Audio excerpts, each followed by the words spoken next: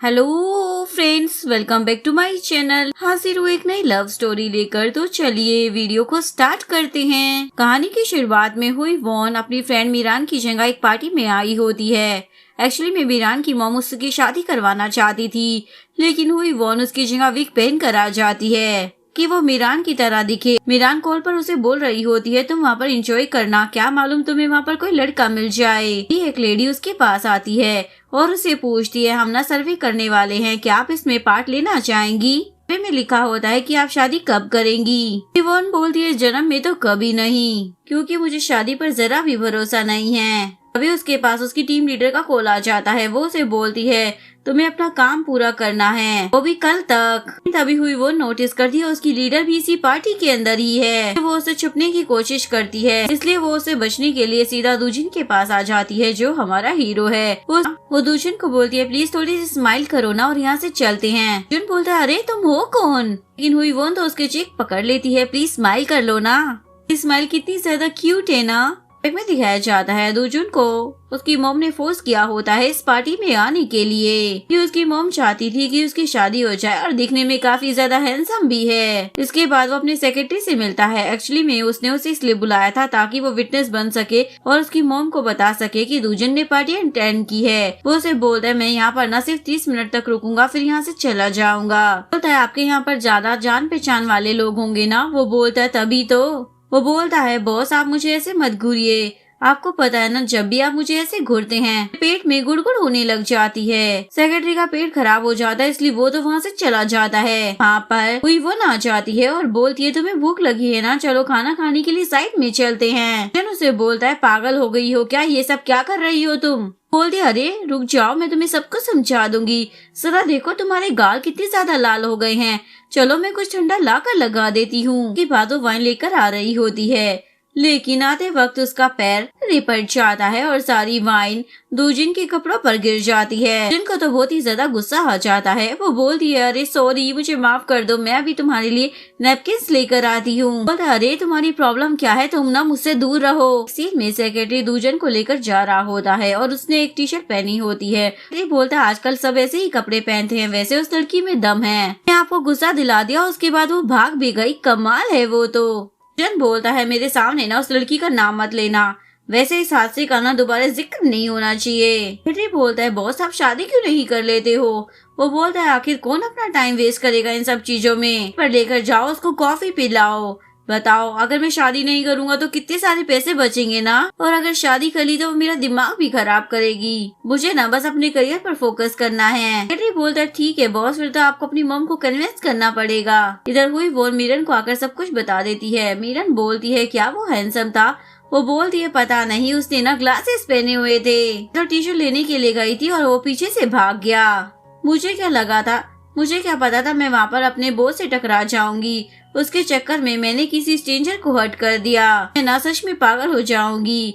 मीरन बोलती है अगर उसने सन ग्लासेस नहीं पहने होते ना तो तुम दोनों की नजरें टकरा जाती, फिर तुम्हें प्यार भी हो सकता था। तुम्हारी जिंदगी में तो कोई रोमांस ही नहीं है, तुमने अपने आसपास इतनी सारी दीवारें बना रखी है, तुम्हारी जिंदगी में तो कोई प्यार ही नहीं है। बोलती है मैंने कौन सी दीवारें बना रखी है, तुम ये क्या बातें कर रही हो। हमें 10 साल पुराना सीन दिखाया जाता है। वो किसी बंदे के साथ चल रही थी और बार बार उन दोनों के हाथ टकरा रहे होते हैं। एक बार वो बंदा उसका हाथ पकड़ लेता है तो हुई वो उसे बोलती है क्या तुम पागल हो, तो एक परवर्ट की तरह एक्ट कर रहे हो। मीरन बोलती है तुम शादी के अगेंस्ट हो, डेटिंग के थोड़ी।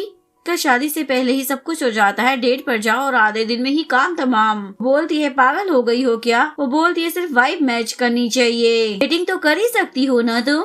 और ये दोनों काफी ज्यादा ड्रिंक पी लेती हैं। इधर दूजन की मॉम बोलती है क्या वो पार्टी से गायब हो गया। पति को बोलती है देखो मैंने तुम्हारे बेटे को ब्लाइंड डेट पर भेजा, लेकिन वहाँ पर उसने किसी बच्चे की फोटो दिखाकर बोला कि ये मेरा बच्चा है। जरा ऐसे ऐसे कान करता है वो ब्लाइंड डेट पर जाकर। और बोलते हैं तुम्हें ना उसे थोड़ा टाइम देना चाहिए, क्या पता वो खुद ही बोल दे कि उसे शादी करनी है। फिर वहाँ पर उनकी एक्स डॉटर इन लो आ जाती है। वो बोलती है आप लोग उसकी शादी करवाना चाहते हो ना।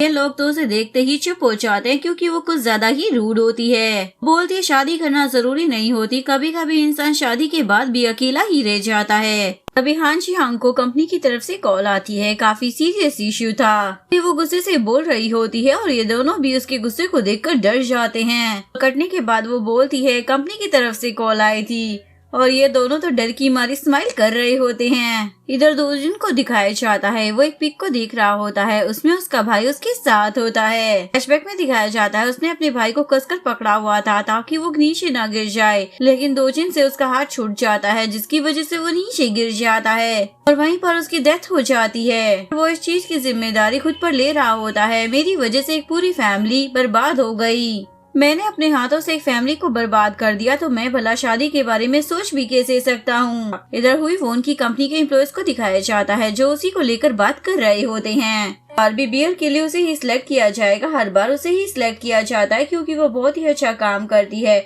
और जो भी काम करती है ना उसका बहुत अच्छा रिजल्ट आता है। और उनके पास वो पिक भी आ चुकी होती है जिसमें उसने बहुत ही ज्यादा पी रखी होती है। उन्हें पता था कि इसी में इतनी ज्यादा लिमिट है, इतनी ज्यादा ड्रिंक पीने की, और किसी में नहीं। वहाँ पर हुई वन भी आ जाती है जिसे सभी लोग एडवांस में कांग्रेचुलेशन बोलने लग जाते हैं। उनकी टीम लीडर आ जाती है और उन लोगों को मीटिंग के लिए बुलाती है। वह सभी लोग मीटिंग में आकर बैठ जाते हैं। उसे हुई वोन को सिलेक्ट करना चाहिए था पर वो तो नई कलीग को बोलने लग जाती है तुम तो बहुत ही अच्छा कर सकती हो। असल में हुई वोन को एक नई कलीग के साथ कंपेयर कर रही होती है। आजकल की जेनजी जनरेशन ना बहुत ही ज्यादा तेज होती है और मुझे पता है इस जनरेशन से ज्यादा तुम अच्छा काम कर सकती हो। लोगों की बातें सुनकर हुई वोन बोलती है मैं आपको अच्छा काम कर कर दिखाऊंगी। जिसके बाद ये और टीम लीडर दोनों आपस में एक दूसरे को चैलेंज दे देती हैं। इसके बाद बाहर वो कॉफी लेने के लिए आ जाती है और अपने फ्रेंड मियोके से बात कर रही होती है। वो बात करते करते जब उसके पीछे आ जाता है तो उसके कान से मोबाइल नीचे गिर जाता है। वो तुरंत ही उस मोबाइल को पकड़ने लग जाती है तो उसके फोन से मोबाइल हटकर नीचे गिरने वाला होता है, लेकिन मियोके उसे पकड़ लेता है। देखते हुए उसे स्कूल का वो टाइम याद आता है जब उसके घुटने पर चोट लग गई थी। वही उसकी मलहम पट्टी कर रहा होता है और बोलता है ऐसा ना कुछ भी मत करना कि जिसकी वजह से तुम गिर जाओ। इसे मियोके उसे बहुत ही ज्यादा अच्छा लगता था। आज तक ये बात उसे वो बता नहीं पाई। मियोके उसे पूछता है तुम शादी क्यों नहीं कर लेती हो। बोलती है तुम्हें तो पता है ना मैं अपनी फैमिली की वजह से ऐसा नहीं कर रही हूँ। में दिखाया जाता है वो एक ट्रॉमा से गुजर रही होती है कि उसके बचपन में उसके मॉम डैड बहुत ही ज्यादा लड़ते थे। इसकी वजह से उसकी मॉम डैड का डिवोर्स भी हो जाता है। डैड जब घर से जा रहे होते हैं तो वो अपने डैड को आवाजें देकर रोक रही होती है, लेकिन उसके डैड नहीं रुकते और चले जाते हैं। वो उस चीज के लिए अपने आप को ही गलत समझ रही होती है। मियोके उसे समझाता है इसमें तुम्हारी कोई गलती नहीं है, लोगों के बीच नहीं बनती तो डिवोर्स हो जाता है, ये सारा ब्लेम तुम्हें अपने ऊपर लेने की कोई जरूरत नहीं है। तुम्हें जिससे प्यार हो उसी से शादी करनी चाहिए। अगर लाइफ में प्यार होना तो कभी डिवोर्स नहीं होता। वो बोलती अगर मेरे डैड का अफेयर ना होता ना तो हमारी फैमिली भी एकदम परफेक्ट होती। उसे डर था कि कल को उसका भी डिवोर्स ना हो जाए, इसलिए वो शादी ही नहीं करना चाहती थी। मिन्युक तो उसकी बातें सुनकर वहाँ से चला ही जाता है। पर दोजिन जैसे ही अपनी कंपनी में आता है तो पहले से ही दो लोग उसका वेट कर रहे होते हैं। बंदा तो उससे हैंडशेक भी करने लग जाता है, लेकिन दोजिन के हाथ तो बहुत ही ज्यादा कांप रहे होते हैं। वो कभी भी किसी से हैंडशेक नहीं कर पाता, इसलिए वो इससे भी नहीं करता। बोलता है मुझे ना मीटिंग अटेंड करने के लिए जाना है, आप लोगों को मुझसे क्या बात करनी है। मैं वो टीम लीडर को लेकर बात करने के लिए आया था क्योंकि उन लोगों को पता चला था कि दोजिन उसे निकाल देगा। वो बोलता है हाँ मैं बहुत सारे लोगों को निकालने वाला हूँ जो लोग अपना काम ठीक से नहीं कर रहे। बोलता है लेकिन वो तो अपना काम बहुत ही ज्यादा अच्छे से कर रहा है, वो अपना प्रोजेक्ट भी ऊपर लेकर गया है, बड़ी गलतियाँ हुई है तो उसे माफ कर देना चाहिए ना। बोलता है अगर नुकसान करवाकर फायदा देना है तो ऐसे फायदे का क्या फायदा। बोलकर वो उसे चुप करवा देता है और अपने डैड के पास आ जाता है। उसके डैड तो वीडियो गेम खेल रहे होते हैं और बहुत ही ज्यादा एंजॉय करते हैं। वो बोलता है डैड आप यहाँ पर भी गेम खेल रहे हो। वो बोलता है तुमने गलत बोला, यहाँ पर नहीं बल्कि मैं यहीं पर गेम खेलता हूँ। मैंने घर पर गेम लगा ली ना तो तुम्हारी मोम तो मेरी जान ही निकाल देगी। ये सुनकर वो हंसने लग जाता है और बोलता है डैड आपकी क्या अभी भी मोम से लड़ाई चल रही है। वो बोलते नहीं ये तो हमारा हमेशा का चलता रहता है। और फिर अपने बेटे को समझाता है अब तुम्हें कंपनी के बारे में मैगजीन डायरेक्टर बनकर नहीं बल्कि प्रेसिडेंट बनकर सोचना चाहिए, तुम यहाँ के प्रेसिडेंट हो। हमें हुई वॉन को दिखाया जाता है जो ड्रिंक के लिए यहाँ पर आकर बैठी हुई होती है। लोगों को खाता हुआ देखकर ऐसे ही कमेंट पास कर रही होती है। फिर उसकी वो एजेंसी वाली कलीग उसके सामने आकर बैठ जाती है और पूछने लग जाती है, क्या आप इसे जानती हो? बोलती नहीं, मैं तो बस ऐसे ही बात कर रही थी। तभी सियोन के फोन पर कॉल आता है तो वो ब्लश करने लग जाती है। हुई वॉन बोलती है, क्या तुम्हारे बॉयफ्रेंड की कॉल आ रही है जो तुम्हें ब्लश कर रही हो? वो बताती, हाँ वो बहुत ही ज्यादा ना लविंग और केयरिंग है, पर वो मुझसे काफी बड़ा है, 30 साल का है, पर कोई बात नहीं, वो मुझसे जितना प्यार करता है ना, मुझे इस चीज से कोई इश्यू नहीं है। आपकी लाइफ में भी तो कोई ना कोई होगा ना, आप इतनी ज्यादा परफेक्ट हो, जाहिर सी बात है कोई तो आपको पसंद करता ही होगा। उसकी ये बात सुनकर वो बिल्कुल चिप हो जाती है, क्योंकि हुई वो उनकी लाइफ में ऐसा कोई भी नहीं था। वो यहाँ से वापस जाती है और अभी भी वो इसी बारे में सोच रही होती है और अपने दिल में ही बोलती है, मियू के जैसा लड़का मिल जाए तो बात बन जाए। फिर वो सोचने लग जाती है, ये सब मैं क्या सोच रही हूँ। बाद वो उसे मैसेज करने का सोचती है कि तुमने खाना खा लिया या नहीं खाया, लेकिन फिर सोचती है कि अब वो काम से फ्री हो गया होगा और वापस जा रहा होगा। ये सोचकर वो उसके लिए कुछ लेकर जा रही होती है। उसे वहाँ पर सियोन नजर आती है। सियोन को देखकर वो रुक जाती है, ये यहाँ पर क्या कर रही है। तभी उसे मियूक नजर आता है, तो उसे देखना नहीं चाहिए था, वही सब वो देख लेती है। उसे पता लग जाता है कि ये दोनों एक दूसरे को डेट कर रहे हैं और एक दूसरे को किस भी कर रहे होते हैं। ये देखने के बाद वो एक सेकंड के लिए भी वहाँ पर नहीं रुकती और वहाँ से जाने लगती है और बस स्टैंड पर बैठकर वो मिन्यूक के साथ बिताए हुए समय को याद कर रही होती है। ये सब कुछ याद कर वो बस रोई जा रही होती है। हमें दूजन को दिखाया जाता है, वो भी यहीं से गुजर रहा होता है। उसी दौरान वो अपनी कार से बारिश का पानी हुई वो उनके फेस पर फेंक देता है। बेचारी तो पूरी की पूरी भीग जाती है। जन भी अपनी कार को रोकने लग जाता है और सोचता है, पता नहीं अब ये लड़की आकर क्या करेगी। हुई वो उसकी कार के सामने आकर विंडो को नॉक करने लग जाती है। इसी वो दुखी थी, इसलिए वो उसे और भी ज्यादा रोना आ रहा होता है। इस चक्कर में उसे और ज्यादा सुना देती है। जिन तो सोच में पड़ जाता है, इसे ऐसा भी क्या हो गया है जो ये मुझे इतनी सारी बातें सुना रही है। अभी वो विंडो को थोड़ा सा नीचे कर उसे चेक देता है। जैसे ही वो चेक लेती है तो वो अपनी कार से वहाँ से चला जाता है। जाने के बाद जैसे ही वो चेक को देखती है तो उस पर 1 मिलियन वॉन लिखे होते हैं। कर उसे अपनी आंखों पर यकीन ही नहीं आता, क्या ये बंदा पागल था जो मुझे इतने सारे पैसे देकर चला गया। बाद वो उस चेक को भीगने से बचाने लगती है। इधर दो जन अपने फ्रेंड के पास बैठकर बोल रहा होता है कि मुझे हर टाइप की बियर चाहिए, क्योंकि उनकी कंपनी भी बियर की होती है। लेकिन उसका फ्रेंड जो कि उसका सेक्रेटरी भी होता है वो बोलता है, पहले कभी तुमने मेरे साथ बैठकर ड्रिंक की है अब्रोड के बाद। लेकिन वो उसकी बात इग्नोर कर बोलता है, मुझे हर वो आर्टिकल चाहिए जो कि मेरे कॉम्पिटिटर्स का हो। के बाद वो ड्रिंक पीने लग जाता है, लेकिन सेक्रेटरी उसे ड्रिंक करने से रोकता है। तुम्हें काम से पहले ड्रिंक नहीं करनी चाहिए। फिर भी वो उसके साथ बैठकर पीने लग जाता है। से हुई वॉन बहुत ही ज्यादा गुस्से में अपने ऑफिस में काम कर रही होती है। कोई भी कलीग उससे बात नहीं कर रहा होता, क्योंकि उन्हें पता था कि कोई भी अगर इससे बात करेगा तो अपना ही नुकसान करेगा। यहाँ तक कि वो नए आने वाले बंदों को भी रोक रहा होता है और इधर इसके माइंड से वो किसका सीन ही नहीं जा रहा था। इसलिए आज वो फिर से ड्रिंक करने के लिए पहुँच जाती है और लोगों को देख रही होती है। ड्रिंक के अंदर दूसरी ड्रिंक मिला रहे होते हैं और बोलते हैं, इससे तो ड्रिंक का टेस्ट ही खराब हो जाता है। भी अपने फ्रेंड के साथ वहाँ पर आया होता है। अभी दूजन के देखने की वजह से उसके टमी में दर्द होने लग जाता है। के बाद वो फिर से वॉशरूम के लिए वहाँ से चला जाता है। जाने के बाद वो क्लास में ड्रिंक डालता है, तभी उसकी नजर हुई वॉन पर पड़ती है। देखकर वो तुरंत ही पहचान जाता है, ये तो वही उस दिन वाली लड़की है। इसलिए वो वहाँ से जाने लगता है, लेकिन तभी हुई वॉन उसके सामने आ जाती है। बोलता है, तुम फिर से आ गई। बोलती है, क्या आप मुझे जानते हो। दोजन समझ जाता है कि इसने उसे नहीं पहचाना। हुई वो तो उसकी डाली हुई ड्रिंक को खुद ही पीने लग जाती है। उसके बाद उसे सिखाती है कि ड्रिंक को ग्लास में कैसे डाला जाता है और कितने डिग्री पर बोतल को रखा जाता है, क्या डिग्री ग्लास का होता है। इससे ना बियर का टेस्ट और भी ज्यादा अच्छा हो जाता है। उसे बताती है, इस पॉपकॉर्न के साथ ना ये वाली बियर पीनी चाहिए। जैसे ही वो बियर पीता है तो उसे टेस्ट थोड़ा डिफरेंट लगता है। अब वो उसके दिए हुए पॉपकॉर्न खाता है तो उसे सच में पॉपकॉर्न और बियर का कॉम्बिनेशन बहुत ही ज्यादा अच्छा लग रहा होता है। के बाद वो उसके पास ही पहुंच जाता है और बोलता है, मुझे और भी सिखाओ और क्या क्या कॉम्बो होते हैं। के बाद वो हर बियर के साथ डिफरेंट चीजें खाने को लेकर बैठ जाती है और उसको सब कुछ खिला पिला रही होती है। वो सब कुछ उसे बहुत ही ज्यादा पसंद आ रहा होता है। ये दोनों बहुत सारी बियर्स की बोतल पी जाते हैं। वहाँ पर एक इवेंट भी हो रहा होता है जिसमें वो काफी अच्छे प्राइजेस दे रहे होते हैं। फर्स्ट आने वाले को जो प्राइज मिलने वाला था वो सुनने के बाद वो बोलती है, मुझे भी इस इवेंट में ना पार्टिसिपेट करना है, मुझे भी ये फर्स्ट वाला प्राइज जीतना है, मुझे मुझे इस मशीन की ना बहुत ही ज्यादा जरूरत है, क्योंकि बियर वाली ही होती है। बोलता है ये मैं तुम्हें पैसे से ले दूंगा। बोलते नहीं मुझे तो यही वाली चाहिए। सेक्रेटरी को दिखाया जाता है जो बेचारा बार बार वॉशरूम में जा रहा होता है। हुई वॉन दूजन को अपने साथ खींच कर लेकर आ जाती है। जब वो गेम खेलने के लिए आता है तो सबसे पहले अपना कोट निकाल कर वो हुई वोन को देता है। उसके बाद वो बास्केटबॉल डालकर अपना स्कोर कर रहा होता है। फिर उसे अपना स्कोर ज्यादा करना होता है पिछले वाले के मुकाबले, तभी वो फर्स्ट पोजीशन पर आ सकता था। 140 स्कोर होता है और इन्होंने 141 करना था। बहुत ही ज्यादा अच्छे से कर रहा होता है, पर लास्ट में आकर जीतने वाला पर्सन चीटिंग कर उसकी आंखों में फ्लैश लाइट डालकर, जिसकी वजह से उसका ध्यान थोड़ा सा साइड में हो जाता है और उसकी बॉल गोल नहीं कर पाती और उसका 139 स्कोर ही रह जाता है। लेकिन ये लोग अपनी हार नहीं मानते और सभी लोगों को बताते हैं कि इन लोगों ने चीटिंग की है, लेकिन कोई भी उनकी बात को नहीं मानता।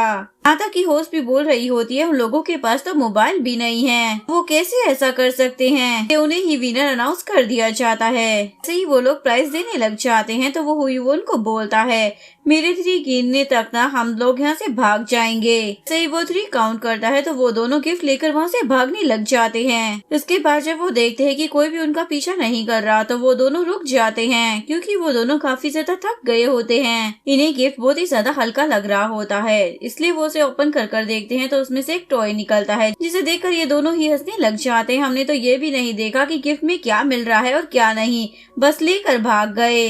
इन दोनों को ही प्यास लग गई थी, इसलिए दोनों फिर से ड्रिंक करने के लिए बैठ जाते हैं। जैसे ही ड्रिंक को ओपन करती है तो ड्रिंक उसमें से गिरने वाली होती है, तो तुरंत ही उसे ऊपर से पी लेती है। ये देखकर दोजिन जैसे ही ड्रिंक को ओपन करता है तो उसके साथ भी सेम वैसा ही होता है, वो भी उसी की तरह पीने लग जाता है। दूसरी तरफ से हुई वोन भी आ जाती है और ये दोनों एक दूसरे के बहुत ज्यादा क्लोज होते हैं। दोनों एक दूसरे को देखते देखते उस कैन से दूर हट जाते हैं। हुई वोन अपने आप को बिल्कुल भी कंट्रोल नहीं कर पाती और उसे किस कर लेती है। इसके बाद वो भी खुद को कंट्रोल नहीं कर पाता और दोनों सीधा होटल रूम में पहुंच जाते हैं। रूम में आने के बाद वो उसकी और भी ज्यादा क्लोज होने लग जाता है, तो हुई वोन उसे रोकती है, लेकिन फिर उसे रुका नहीं जाता और दोनों किस करने लग जाते हैं। उसके बाद दोनों का रोमांस स्टार्ट हो जाता है। पूरी रात साथ में गुजारने के बाद जैसे ही हुई वोन की आँख खोलती है तो वो अपने साथी से लेटा हुआ देखकर तुरंत ही उठकर बैठ जाती है। फिर अपने आप को देखकर वो सोचने लग जाती है ये मैंने क्या कर दिया। बाद वो ब्लैंकेट को लपेट लेती है और वहाँ से खड़ी हो जाती है। इसके बाद वो अपने कपड़ों को उठाने लग जाती है। इसके बाद वो सोचने लग जाती है अगर नाइट स्पेंड की है तो क्या मुझे इसे पैसे देने चाहिए, मुझे ना अजीब सा लग रहा है, ये मेरा फर्स्ट टाइम था। के बाद वो उसे वही चेक दे देती है जो उसने उसे दिया था, पर इसे नहीं पता था ये चेक किसी ने उसे दिया है। वो सोचती है ये पैसे मेरे थे ही नहीं, अगर मैं इसे दे भी दूं तो क्या फर्क पड़ता है। चेक देने के बाद वो वहाँ से जाने लगती है, लेकिन तभी उसकी नजर एक नेकलेस पर पड़ती है। वो उस नेकलेस को देखने लग जाती है और सोचती है क्या ये नेकलेस इसने अपनी गर्लफ्रेंड के लिए लिया होगा, इसकी ऑलरेडी शादी हो चुकी है, चलो छोड़ो मुझे क्या, और अपने कपड़े उठाकर वहाँ से जाने लगती है। दूजन की मॉम एग्जीबिशन पर आई होती है, उनके साथ एक हैंडसम सा लड़का भी होता है। वहाँ पर मिसेस पार्क की जो भी जानने वाली होती है, नहीं पता था कि आप ऐसे स्पॉन्सरशिप प्रोजेक्ट में इंटरेस्टेड हैं। बातें सुनकर मिस पार्क बोलने लग जाती है ये प्यारा और हैंडसम नहीं है, ये बात फैला दे कि ये फ्यूचर का बहुत ही बड़ा आर्टिस्ट है। लेडीज बोलने लग जाती है ये तो ताई हान होटल का स्पॉन्सर नहीं है। प्रेसिडेंट हान को पता लग गया तो वो कभी भी चुप नहीं रहेंगे। बोलती है पैसा क्या सोल्व नहीं कर सकता। वहाँ पर हानजियों की एंट्री होती है जिसे देखकर सभी लोग डर जाते हैं और वो इसे मिसेस हान के साथ देखकर बोलने लग जाती है वैसे ही इस जनरेशन के पास लॉयल्टी नाम की चीज नहीं है और तुम्हें देखकर ना बिल्कुल भी हैरानगी नहीं हुई कि तुमने यहाँ पर क्या किया है। मिसेस पार्क पूछने लग जाती है तुम यहाँ पर क्या कर रही हो। बोलती है मैं यहाँ पर जो करने के लिए आई हूँ वो आप अपनी आंखों से देख लो। बाद वो वहाँ पर रखे हुए एंटिक्स को तोड़ने लग जाती है। दोजिन को दिखाया जाता है जो सोकर उठ गया होता है। शर्ट पहनकर जब वो टेबल पर देखता है तो वहाँ पर चेक पड़ा हुआ होता है। इवन वो वहाँ पर डोल भी फेंक कर चली गई होती है। ये देखकर उसे बुरा लगता है, इस तरीके से डोल को क्यों फेंक कर चली गई, क्या उसके लिए डोल कोई वैल्यू नहीं रखती थी। उसे उसकी सेक्रेटरी की कॉल आने लग जाती है। वो बोलता है बॉस फाइनली आपने मेरा कॉल उठा ही लिया, मुझे तो लगा कि आपको पता ही नहीं है कि क्या हो गया है। वो बोलता है मैंने बहुत सारे कॉल्स किए थे, आज आप इतने ज्यादा सो लिए हो, जबकि आप तो बहुत ही ज्यादा कम सोते हो ना। वो कॉल हिस्ट्री चेक करता है तो वहाँ पर बहुत सारे मिस कॉल होते हैं। ये देखकर उसे हैरानगी होती है, मुझे ये कॉल सुनाई क्यों नहीं दी या मेरी आँख क्यों नहीं खोली, मैं इतना ज्यादा देर तक कैसे सो सकता हूँ। इधर हांजियों को दिखाया जाता है वो अपने सेक्रेटरी के साथ आ रही होती है। सेक्रेटरी पूछती है आपने ऐसा क्यों किया, उसको क्यों जाने दिया। बोलती है मैंने उस टाइम पर उसे जाने दिया था, नहीं बोला था कि वो ऐसे किसी का भी हो सकता है। मैं वो उसी एग्जीबिशन वाले पर्सन की बात कर रही थी, उसे दूजन नजर आता है। जिसके बाद वो अपनी सेक्रेटरी को चुप करवा देती है और उससे पूछती है तुम यहाँ पर कैसे आए, उससे मिलने तो नहीं आए होंगे, मैं कंफर्म हूँ। ऐसे ही वो उसके हाथ में डोल देखती है तो बोलती है मैं समझ गई हूँ और वहाँ से जाने लगती है। जैसे ही वो वहाँ से जाने लगती है तो पूछती है क्या तुम सच में शादी नहीं करने वाले हो। मोमना तुम्हारे लिए बहुत ही ज्यादा परेशान हो रही है, लेकिन तुमने तो सोच रखा है कि तुम शादी नहीं करोगे। 15 साल पहले का सीन दिखाया जाता है जब दूजन के भाई का फ्यूनरल होता है और उसकी भाभी उसे मारकर बोल रही होती है सारी गलती ना तुम्हारी है, तुमने मुझे बर्बाद कर दिया, कहीं का नहीं छोड़ा। ये भी बहुत ज्यादा रो रहा होता है। इवन उसे अपने आप पर गुस्सा आ रहा था क्योंकि उसने अपने भाई को अपने हाथ से छोड़ दिया था। दिन में वो उसे कुछ नहीं बोलता और चुप कर वहाँ से चला जाता है। रघुवन को दिखाया जाता है जो अभी भी उसके बारे में सोच रही होती है कि वो नेकलेस किसका होगा, उसकी वाइफ है क्या, उसके बच्चे भी होंगे। ये सब सोच कर वो पागल हो रही होती है। अभी उसका कलीग आकर बताता है मैनेजर के अकॉर्डिंग तुम्हें ही सिलेक्ट किया गया है, तुम्हें बताओगे कि लोगों की प्लेसमेंट क्लास पर कहाँ होनी चाहिए। ये तो खुश हो रही होती है और जैसे ही काम के लिए आती है तो मैनेजर भी उसको ये बातें क्लियर कर देती है। इसके बाद वो खुश हो रही होती है। इधर दूजन को दिखाया जाता है उसे एक्सरसाइज करते हुए अभी भी कोई वोन की याद आ रही होती है। उसने उसके साथ जो टाइम बिताया था वो एक रात भी भुला नहीं पाया था, लेकिन ऐसे ही दिन गुजर रहे होते हैं। ऐसे ही तीसरा दिन आ जाता है और इधर ये लोगों को डिसाइड कर रही होती है कि लोगों कहाँ पर होना चाहिए। इसके बाद ये दोनों अपने कामों में काफी ज्यादा बिजी होते हैं, इसलिए इन दोनों ने एक दूसरे के बारे में सोचना भी बंद कर दिया होता है। इसके बाद दोजन जब भी घर आकर ड्रिंक करता है तो वो बियर को उसी तरीके से ग्लास में डाल रहा होता है जैसे कि हुईवोन ने उसे बताया था, क्योंकि अभी तक वो अपने दिमाग से उसको निकाल नहीं पाया था। इसी तरीके से 20 दिन बीत जाते हैं। 20 दिन के बाद फाइनली हुईवोन क्लास पर लोगो लगाकर लेकर आ जाती है। वो उसमें बियर भी लेकर आई होती है और टीम लीडर को देती है। उसे ही सिलेक्ट करना था कि ये लोगो ठीक लगा है या नहीं, लेकिन पीने के बाद वो उसे होके बोल देती है, जिसके बाद सभी कलीग बहुत ज्यादा खुश हो जाते हैं। इसके बाद उसके पेट में दर्द हो रहा होता है, इसलिए वो फार्मेसी में आती है। वहाँ पर पेट दर्द की दवा मांगती है, लेकिन उससे पूछा जाता है कि असल में आपको हो क्या रहा है। वो अपने सिम्टम्स बताने लग जाती है तो वो उसे प्रेगनेंसी टेस्ट किट देती है। अपना प्रेगनेंसी टेस्ट करना चाहिए, कहीं तुम प्रेग्नेंट तो नहीं हो। जब वो टेस्ट करती है तो उसने बहुत सारी किट्स यूज कर ली होती है और सभी में उसका रिजल्ट पॉजिटिव आ रहा होता है। देखकर वो परेशान हो जाती है, ऐसा कैसे हो सकता है, एक ही रात में प्रेग्नेंट कैसे हो सकती हूँ। उसकी फ्रेंड वहाँ पर आती है तो वो उनके ऊपर लेट जाती है कि वो किट्स को छुपाने के लिए। उसकी फ्रेंड वहाँ से जाती है तो उसकी जान में जान आती है। पहले से ही वो उसके बिहेवियर से जान चुकी होती है, जरूर उसकी दोस्त को छुपा रही है। वो तुरंत आकर उसके नीचे से निकालने लग जाती है, तुम मुझसे क्या छुपा रही हो। उसके हाथ में एक किट आ जाती है और उसे पता चल जाता है कि ये प्रेग्नेंट है। पूछने लग जाती है इस बच्चे का डैड कौन है। इसके बाद वो उसे सारी बात बता देती है, मुझे न उस पर्सन का फेस याद है, मुझे उसका नाम नहीं पता। उसके बावजूद भी वो क्लियर करने के लिए डॉक्टर के पास चेकअप कराने जाती है। अभी उसे कंफर्म हो जाता है कि वो प्रेग्नेंट है और उसकी प्रेगनेंसी के काफी वीक बीत चुके हैं। इवन उसे अल्ट्रासाउंड की पिक भी दे दी जाती है। वो वहाँ से बाहर आती है तो उसकी फ्रेंड पूछती है तुम्हें उस लड़के के बारे में कुछ तो पता होगा ना। के बाद वो उसके हुलिये के बारे में उसे बताने लग जाती है। हुलिया वो बता रही होती है वैसा ही पर्सन मिरान को सामने से आता हुआ नजर आता है। पूछने लग जाती है कहीं वो ये तो नहीं था। ऐसे ही उस तरफ देखती है तो वो कोई और नहीं बल्कि दूजन ही होता है और जो उसके साथ लड़की होती है वो उसकी कलीग सियोनी होती है। वो उसे देखकर पहचान जाती है। उसके गले में जो नेकलेस होता है ये वही नेकलेस होता है जो उसने दूजन के पास देखा था। उसके बाद उसे लगता है क्या ये इसको डेट कर रही है जो इसने 30 साल का बंदा बताया था, क्या वो दूजिन है। जाकर दूजिन का कॉलर पकड़ लेती है, लेकिन दूजिन ने तो उसे पहले ही पहचान लिया था। तो पूछने लग जाती है तुम्हारा इस लड़की के साथ क्या रिश्ता है। तो खुद ही बता देती है ये मेरे अंकल है। ये सुनकर वो चुप हो जाती है। तभी पीछे से नर्स आवाज देती है आपकी अल्ट्रासाउंड की पिक तो यहीं पर रह गई थी। उसकी आवाज सुनकर वो उसकी तरफ देखने लग जाती है और दूजिन तो इसे देखकर हैरान ही हो जाता है, सच में बेबी। दूजन और हाइवोन साथ में बैठे होते हैं। दूजन उसे पूछता है क्या ये मेरा बच्चा है। बोलती है नहीं ये बच्चा तो मेरा है। वो बोलता है मेरे कहने का मतलब ये है कि क्या इस बच्चे का बाप मैं हूँ। बोलती है तुम ऐसा क्यों सोच रही हो, ये तुम्हारा बेबी नहीं है, हम दोनों को ना अलग अलग रास्ते चले जाना चाहिए। वो बोलता है अभी तुम्हारे दिमाग में ना बहुत सारी चीजें चल रही है, इसलिए लगता है तुम सही से सोच नहीं पा रही हो, मैं ही इस बेबी का डैड हूँ। बोलती है तुम्हारे कहने का मतलब क्या है, क्या तुम रिस्पॉन्सिबिलिटी लोगे। बोलता हाँ मैं ही इसकी जिम्मेदारी लूंगा ना। वो बोलता अगर मैं इसका बाप हूँ तो जिम्मेदारी और कोई क्यों लेगा, चलो हम शादी कर लेते हैं। इधर कहानी 7 दिन पहले चली जाती है। दूजन को वही सपना आता है अपने भाई की रस्सी टूटने का।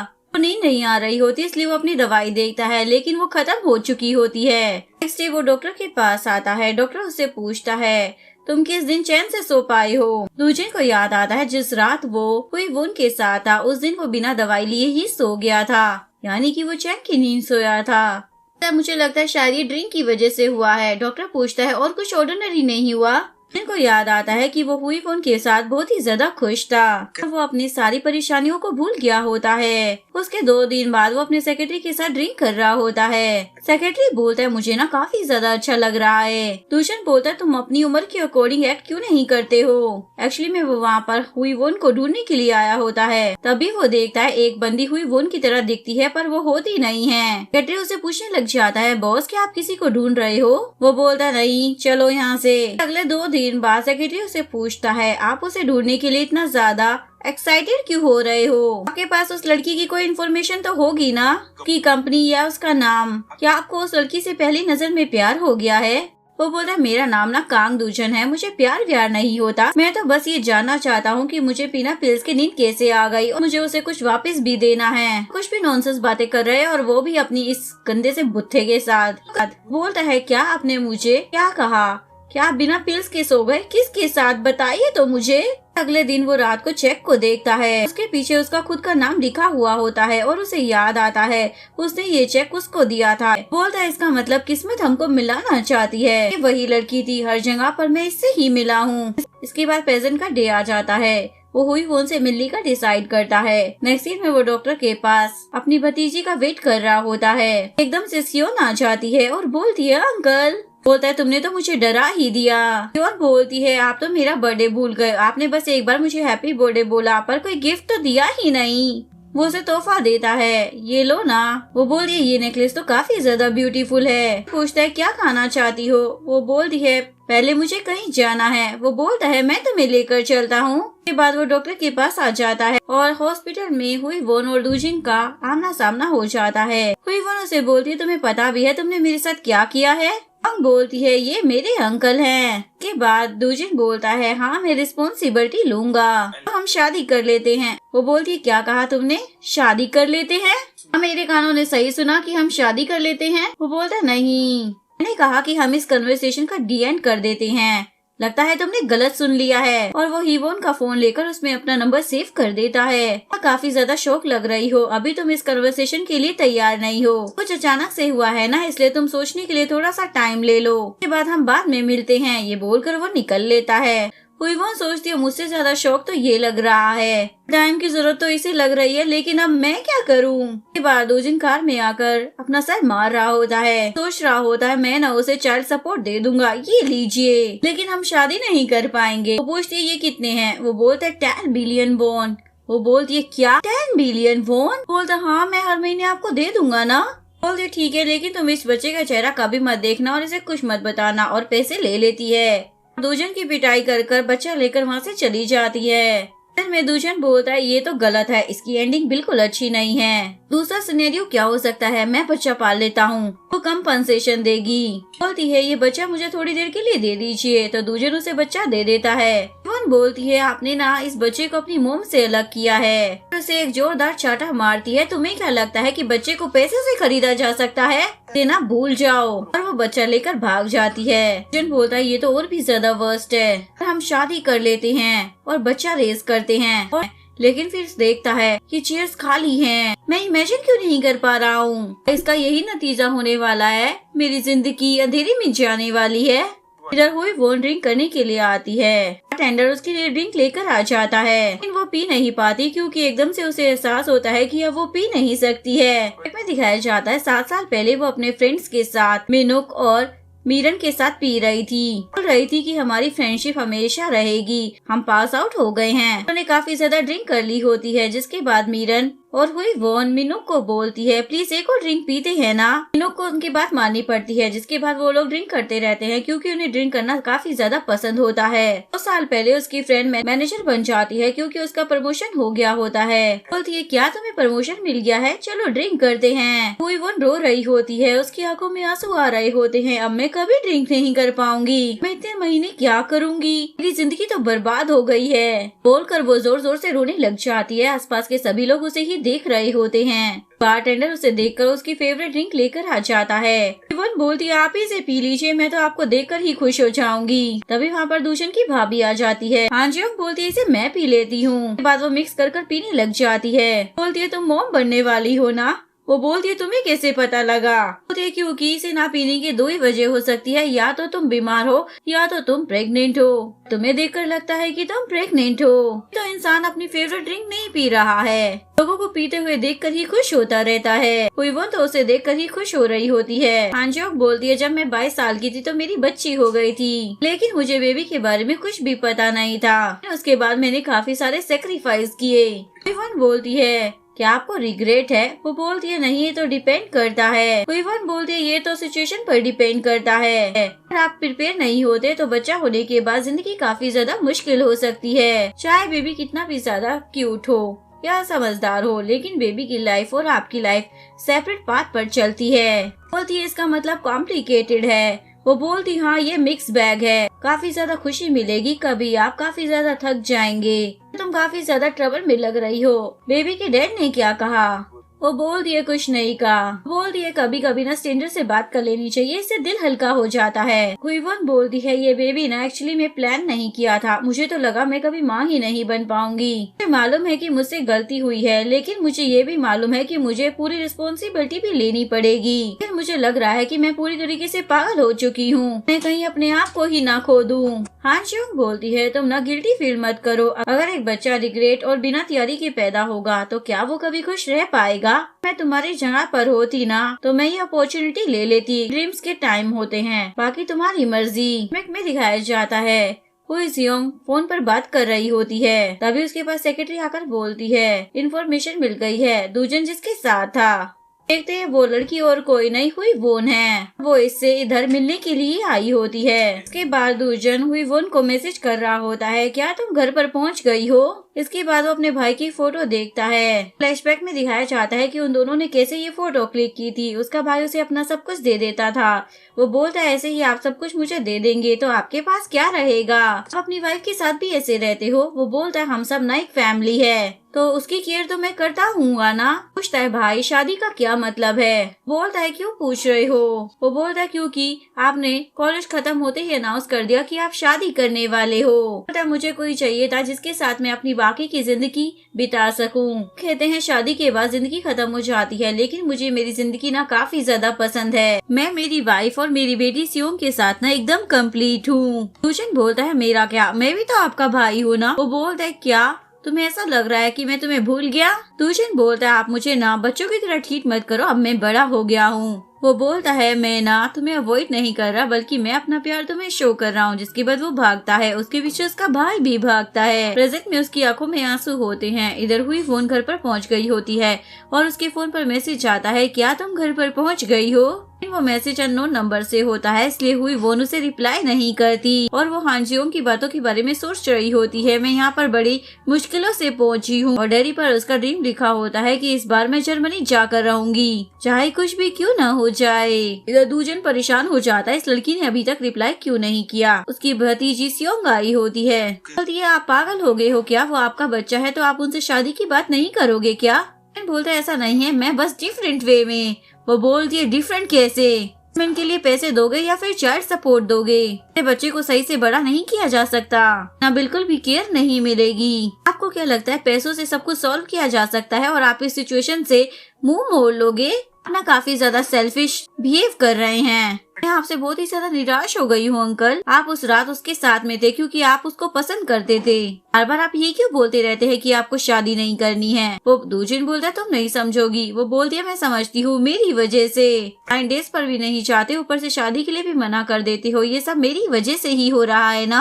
आपको ये चीज मुझे कितनी ज्यादा हर्ट करती है। ये बोलकर वो वहाँ से चली जाती है। सीन में हुई वोन कंपनी में काम कर रही होती है और काफी ज्यादा एक्साइटेड होती है क्योंकि आज कंपनी में अनाउंस होने वाला था कि कौन जर्मनी जा रहा है। और हुई वोन तैयार हो रहा होता है, वो अपना ब्लेजर पहनता है और परफ्यूम लगाता है। सेक्रेटरी बोलता है बॉस आप परफ्यूम से क्यों नहा रहे हैं, कहाँ पर जा रहे हैं आप? मैं प्रेसिडेंट हूँ ना, तो मुझे डिग्निटी मेंटेन करनी पड़ेगी। हम लोग नए ऑफिस में जा रहे हैं ना। सेक्रेटरी बोलता है सच बताओ बॉस आप किसको इम्प्रेस करने की कोशिश कर रहे हो? जिन बोलता है तुम भी ट्राई करो, तुम्हारा फेस तो ठीक है पर नीचे। बोलता है बॉस आप ऐसे कैसे बोल सकते हैं? के बाद वो भी ब्लेजर पहन लेता है और साथ में परफ्यूम लगाता है। के बाद ये दोनों कार से जा रहे होते हैं। दूजिन उससे पूछता है क्या वजह हो सकती है इसके पीछे कि कोई आपका टैक्स इग्नोर कर रहा है? बोलता है जरूर वो आपसे नफरत करता है और बात नहीं करना चाहता है। वो बोलता है ऐसा नहीं हो सकता। बोलता है सॉरी मैं तो बस ऐसे ही बोल रहा था। वैसे कोई आपको डिसलाइक करता है क्या? वो बोलता है नहीं मुझे कौन डिसलाइक कर सकता है। तो उसे अपने भाई की बात याद आती है कि मैं अपनी वाइफ और बच्ची के साथ ना एकदम कंप्लीट हूँ। दिन में सेक्रेटरी बोलता है क्या मैं आपको अपनी लव लाइफ के बारे में बताऊं ताकि आप अपने रिलेशनशिप को आगे बढ़ा सके? वो बोलता है कोई जरूरत नहीं है, मैं ना शादी कर रहा हूँ। सेक्रेटरी शौक की मारी गाड़ी साइड में रोक देता है। क्या आप सच में शादी कर रहे हैं? लेकिन आपने तो मना कर दिया था ना। बोलता नहीं अब मैं करना चाहता हूँ, कोर्स के हिसाब से भी ठीक है और मोरली भी ठीक है। सेक्रेटरी बोलता है बॉस कहीं आप इस प्रेशर में शादी तो नहीं कर रहे ना कि चेयरमैन आपको प्रॉपर्टी नहीं देंगे? नो बोल देता है और उसे सियोंग की बात याद आती है। ये सब मुझे आप मेरी वजह से शादी नहीं कर रहे हैं ना? जुजिन बोलता है बिजनेस फैमिली के अंदर मोस्टली जो अरेंज मैरिज होती है वो शो ऑफ के लिए ही होती है, तो क्यों ना शादी कर इस मामले को खत्म किया जाए। सेक्रेटरी बोलता है बॉस लगता है आप पक्का बीमार हो गए हो, चलो पहले हॉस्पिटल चलते हैं। वो बोलता है मैंने पक्का डिसाइड कर लिया कि मैं शादी कर लूंगा। वो बोलता है लेकिन उसके लिए तो ब्राइड की जरूरत पड़ती है ना। बोलता है हम उसी से मिलने के लिए जा रहे हैं। इधर टीम लीडर बता रही होती है कि आज नए प्रेसिडेंट आकर हमें ज्वाइन करेंगे, लेकिन हुई वोन का तो किसी चीज पर ध्यान ही नहीं होता। वो लिख रही होती है अब मैं जर्मनी नहीं जा पाऊंगी, अपने सारे सपनों को छोड़ना पड़ेगा। सपने की कितनी ज्यादा करीब थी, लेकिन अब मैं ड्रिंक भी नहीं कर पाऊंगी। अपने बच्चे की रिस्पॉन्सिबिलिटी लेनी पड़ेगी क्योंकि मैं सिंगल मॉम हूँ, बहुत ही ज्यादा वर्कोलिक हूँ, तो हो सकता है मेरा बच्चा अकेला पड़ जाए। इसका मतलब है कि मैं एक बैड मदर बनूंगी, इसका मतलब कि मैं एक बुरी माँ बनूंगी। बुरी माँ को वो सर्कल कर देती है। बाद वो अपने फोन में बैलेंस चेक करती है, सोचती है इतने पैसों में तो कुछ भी नहीं होगा। टीम लीडर चिल्लाने लग जाती है ही वोन तुम कहाँ पर हो? वोन तो अपने ही ख्यालों में डूबी हुई होती है, तभी एकदम से उठ जाती है और बोलती है सॉरी। इसके बाद वो एक जगह पर आकर कॉफी पी रही होती है, तभी सियोंग उसके पास आ जाती है और बोलती है क्या मैं आपको आंट कहकर बुलाऊं? बोलती है नहीं ऐसा मत बोलना। सियोंग बोलती है आप चिंता मत करो, मैं किसी को नहीं बताऊंगी, आपकी इस बात को ना सीक्रेट रखूंगी। वैसे मेरे अंकल के अंदर ना बिल्कुल भी दिमाग नहीं है, उनका दिमाग सिर्फ काम में चलता है। रिलेशनशिप के मामले में ना वो थोड़ा कच्चे हैं, लेकिन दिल के ना वो बहुत ही ज्यादा अच्छे हैं। हमेशा ट्राई करते हैं कि हर काम को वो एकदम परफेक्ट करें। ऐसा बोलते हैं कि उन्हें शादी नहीं करनी है, पर उनके दिमाग में ना कुछ और है, कुछ ना मेरी वजह से ही हो रहा है। इसके बाद हुई वोन वॉशरूम में आ जाती है, सियोंग की बातों के बारे में सोच रही होती है। इसके बाद जैसे ही वो वॉशरूम से बाहर आती है तो देखती है एक तरफ से दूजिन आ रहा है और दूसरी तरफ से उसके टीम लीडर को देखकर वो दूजिन को साइड में खींच लेती है। सेक्रेटरी तो बस किसी से बात करता रह जाता है। जैसे ही वो मुड़कर देखता है तो वहाँ से दूजिन गायब होता है। वोन दूजिन को प्रेजेंटेशन रूम में लेकर आ जाती है।